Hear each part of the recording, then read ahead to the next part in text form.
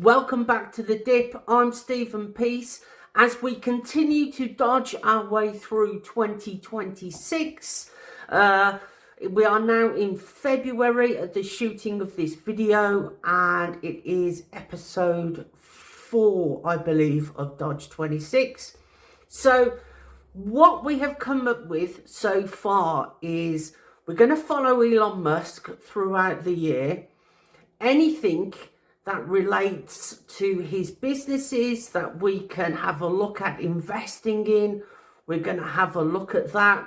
And also, with the help of Tony Chung, we're going to look at investing into the Netflix stock.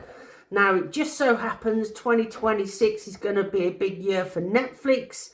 You can have a look at previous videos of what's been said so far. We've followed the dip down with the Netflix stock. I now own 7 shares in Netflix and we're waiting for the rebound up. So, without further ado, let's dip into it with Tony Chung.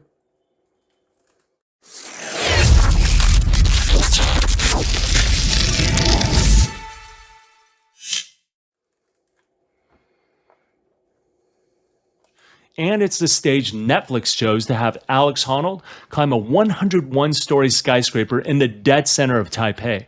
If the world has a nervous system, it's Taiwan. And until you've stood in the middle of Taipei, felt the pulse of a hyper-connected city humming inside a packed cyber cafe at noon, which I did, smelled beef noodle soup drifting from alleyways at 2 a.m., and watched a river of mopeds threading through traffic, you don't truly understand how the tech world works. I was standing on a street corner in the Xingyi district, looking up at the neon skyline through the rain, and I had a revelation. I wasn't just standing on an island. I was standing at the absolute center of the global economy. And it's funny because the moment I landed back in the US, the market proved me right. We just lived through one of the wildest earnings weeks in recent history. Apple, Tesla, Meta, SoFi, they didn't just report numbers. They signal a complete shift in how they make money. Tesla is officially retiring 2 of its most legendary cars, marking the end of an era. Apple is the landlord of the internet, and every company is paying them rent. And there's a specific AI war brewing that Amazon is quietly winning. Today, I'm going to connect the dots between what I saw on the streets of Taiwan and what just happened on Wall Street. I'm also going to provide some loose predictions for Alphabet and Amazon's earnings this week. If you want to understand where the AI and tech money is going in 2026, this video should provide some clarity. All right, let's do this. Let's start with Netflix. Now, they didn't report earnings last week, but they did something arguably more important. They proved their new business model works, and they did it right in front of my face in Taipei. If you were in Taiwan last week, you physically couldn't escape it. Alex Honnold, the free solo guy, climbed 101 stories up Taipei 101, formerly the tallest building in the world. And he did it live on Netflix without ropes, harnesses, or safety nets, just a pair of climbing shoes and a chalk bag. This wasn't just a climbing documentary. This was a Super Bowl moment for Asia. I was checking the stats while I was in my hotel room. The live stream peaked at just over 6 million viewers. It was the #1 trending topic in Taiwan, Hong Kong, and Japan simultaneously, and it hit #1 on Netflix's TV rankings in Taiwan. Here's the investing takeaway. Netflix might have finally cracked its biggest problem: churn. You know how streaming usually works. You sign up, you watch the one show you actually care about, then you cancel your membership. But that changes when there's something you just can't afford to miss. By adding must-see live events alongside their regular scripted shows, Netflix is giving people a reason to stick around. NFL games on Christmas Day, Alex Honnold climbing a skyscraper, moments you want to watch in real time. Basically, Netflix is bringing back appointment television, and that's huge for keeping subscribers. They use the event to get you to open the app. Then once you're done watching the climb, the algorithm feeds you a K-drama or a reality show, and suddenly you've been on the couch for 3 hours. They're no longer just a static library of old movies. They're a global circus that comes to town every week, and as long as they can keep trending #1 like they did in Taipei, their stock is going higher. But beyond the event, there were 2 other hidden advantages I realized while traveling, and they're exactly why I'll never cancel my Netflix subscription. First is the roaming library. We often forget that Netflix licenses different shows and movies in different regions around the world. And as a paying member, you get access to all that global content. While I was in Taiwan, I opened the app and saw Landman, the Taylor Sheridan Show. In the US, that's locked behind Paramount Plus, and I really didn't want to sign up for another service just to watch it. But in Taiwan, it was right there on Netflix. Boom. I was able to download it for offline viewing on the flight back to the States. I also got exposed to a ton of Asian films and dramas I'd never heard of. It felt like a completely new streaming service just because I got on a plane. Second, and this is huge, is the tech moat. We take for granted how good Netflix's engineering is until we try to use someone else's. My wife loves the show The Traitors, which is on Peacock. Before our 14-hour flight to Taiwan, she downloaded a bunch of episodes to watch on the plane. She was visibly stoked, and I was stoked for her because I know she had been saving those episodes for our 14-hour flight. So we get in the air, she opens the app, and nothing loads. The downloads were corrupted. 14 hours, no traders. Needless to say, she was super disappointed. Then, on the way back, she tried to download them again. The app was buggy, it would only let her download one episode at a time, and half the time it crashed. It was a nightmare. Meanwhile, my Netflix downloads worked instantly, flawlessly, every time. That's the invisible moat. You don't notice great UI UX, but you definitely notice bad UI UX. Netflix isn't just winning on shows, they're winning on code. This brings me Google is secretly one of the largest shareholders of the most valuable private company in history. And thanks to a merger that happened yesterday, that asset is about to explode. Today, I'm going to show you why buying Google stock right now isn't just a bet on AI. It's a backdoor key to the space economy. So what exactly is this $111 billion secret asset? Well, the answer resides in a headline that broke yesterday. SpaceX just acquired xAI. Quick context. SpaceX is the muscle. They're the rocket company founded by Elon Musk, catching 200-foot rockets out of the sky with giant robot chopsticks. xAI is the brain.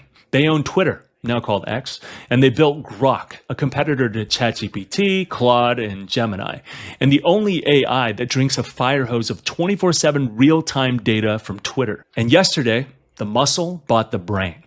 Now let's pause. You're probably wondering, why does a rocket company need a chatbot? And what on earth does that have to do with your Google portfolio? Well, the answer is the most profitable secret in tech. In 2015, Google quietly bought a massive slice of SpaceX. They didn't brag about it, they just held it. And today, that forgotten investment is your secret backdoor key into a $1.25 trillion monopoly that's about to make Google Cloud look like a lemonade stand. In this video, I'll break down why this space monopoly is suddenly worth more than Google's entire cloud business. Let's do this. A lot of people think that SpaceX just makes rockets. What's the big deal? Well, the reason this merger is worth over $1 trillion is because of a crisis happening right here on Earth. We're hitting a physical wall. To cool a modern AI server farm, you need water, a lot of it. Tech giants are currently draining local reservoirs to keep their AIs from overheating. The grid is full. Local governments from Virginia to Germany are banning new data centers. SpaceX isn't just making rockets and launching satellites. They're launching flying data centers. Look, I know it sounds crazy, but hear me out. In space, you don't need water cooling. You dump heat into the void of space, which is negative 270 degrees Celsius, for free. You don't need the power grid. You use the sun, which shines 24/7 in orbit, for free. This merger lowers the cost of intelligence by removing the utility bill. In 2 years, the most competitive AI won't be the one with the best code, but the one with the lowest energy cost. By shipping data centers into space and leveraging proximity to the sun, SpaceX could make earthbound AI companies, including Google, look like legacy AI burdened by physical gravity. That is the first moat, but it's not the strongest one. If you own Amazon stock, you're probably aware of their SpaceX competitor, Project Kuiper, now known as Amazon Leo. So, can't they just launch their own AI satellites? No, they can't. And the reason is the railroad. Imagine if, during the gold rush, one company owned the only railroad into California. Everyone else had to hike over the mountains. Well, last month, Amazon had to formally ask the FCC for an extension on their satellite deployment. Why? Because they literally ran out of rockets.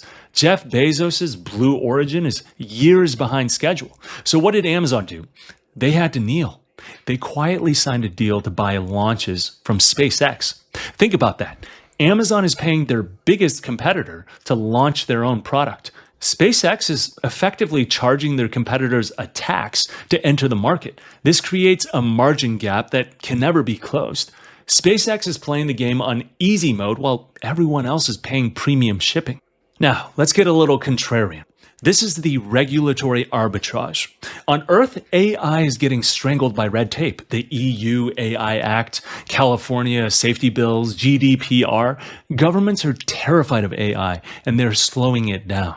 But space law? Space law is the Wild West. By moving the brain of the AI to orbit, XAI is effectively creating a sovereign cloud.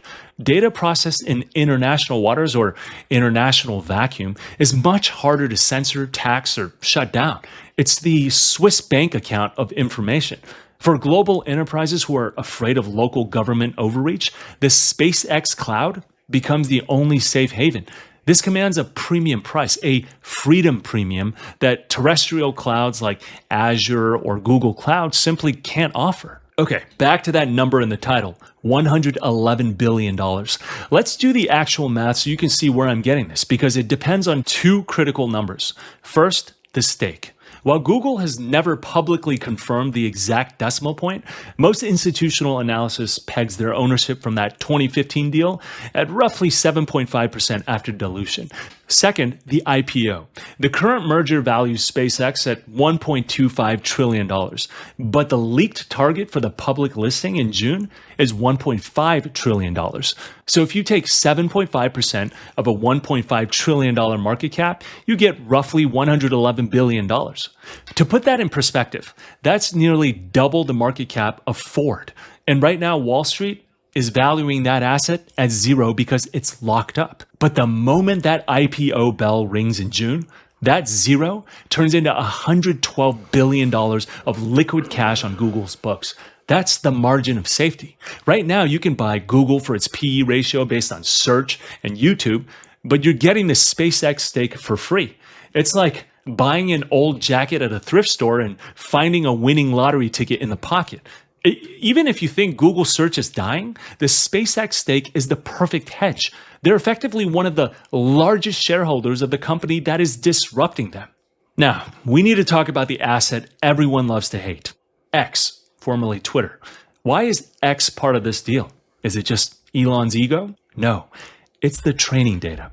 In 2026, AI models have a problem. The dead internet. Most of the web is now filled with AI-generated slop. It's trash data.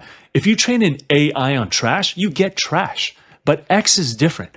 X is the only platform on Earth where 500 million humans are typing real-time thoughts, news, and reactions every second. By owning X, the new SpaceX entity owns the global nervous system. ChatGPT learns from the past, archives. Grok learns from the present, X.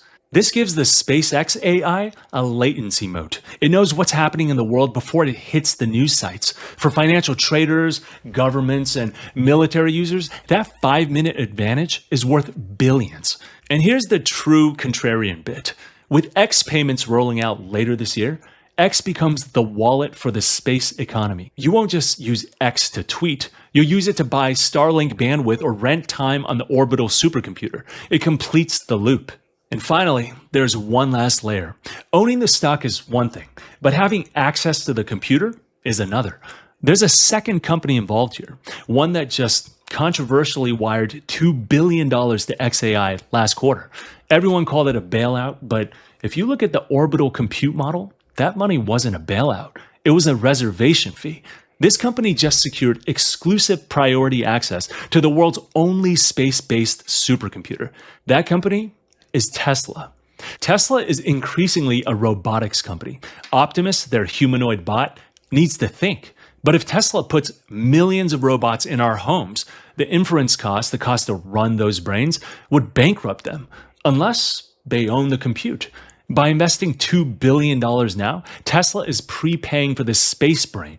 They're locking in a cost structure that competitors like Boston Dynamics can't match. The Tesla trade is a bet that SpaceX intelligence will flow into Tesla bodies. And as a bonus for the bears who think this is all a bubble, what if the rockets explode? What if the IPO fails? You have to look at the third silent partner, the US government. SpaceX recently launched Starshield, a secure satellite network for the military. The Pentagon now relies on SpaceX for communication, navigation, and surveillance. They cannot let this company fail. This provides an implied government backstop to the stock. It's the too big to fail argument, but for national security. When you buy into the SpaceX ecosystem via Google or Tesla, you're buying into the primary defense contractor of the 21st century. So here's the reality. The SpaceX IPO in June is going to be a circus. The allocation will be impossible to get. The price will likely pop 50% on day one, leaving retail investors holding the bag. You can chase the hype, or you could play the arbitrage. The market thinks Google is a search engine. The market thinks Tesla is a car company. The market has not realized that these are the two largest shareholders of the space economy. The smart money isn't waiting for the IPO. They're buying the parents. So now that you know the shadow trade, does it change your portfolio? Ooh, very interesting. Very interesting. One of the biggest takeaways from that is a lot of people might be waiting for the SpaceX IPO in June, thinking that they can buy SpaceX, which, as Tony Chung just said, will probably be completely overrated and inflated even on day one. So now you could choose between Google and Tesla, whichever one's cheaper, and you could still be buying into SpaceX in the run-up to June. So that's handy, because Tesla, in my books, is still a bit expensive. So I'll have a look at the price of Google and see which is the cheapest out of the two. There's still not a lot on Doge Coin at the moment either. Now, Doge Coin is our backup fail-safe. At the moment, there's been a horrendous dip in cryptocurrency. I think a lot of it is to do with US politics and an aircraft carrier parking in Iran's waters. That hasn't helped at all. But we can get our hands on Dogecoin for roughly 7 pence a coin, with the last high reaching 34 pence. And the high before that, I think an all-time high, is about 54 pence, but you can correct me on that. So what we need to do is keep following this thread. It's actually turning out to be the year to have done this. Let's keep following Dogecoin, Tesla, SpaceX. We can follow Google now as well, because that's in the same umbrella.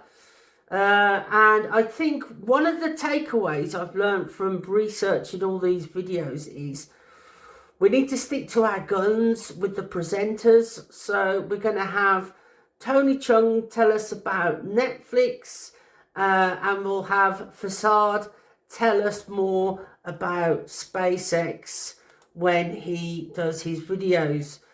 Right, perfect. Okay, well, that's a good catch up for a Sunday. Wishing you all the best for now. Stay tuned.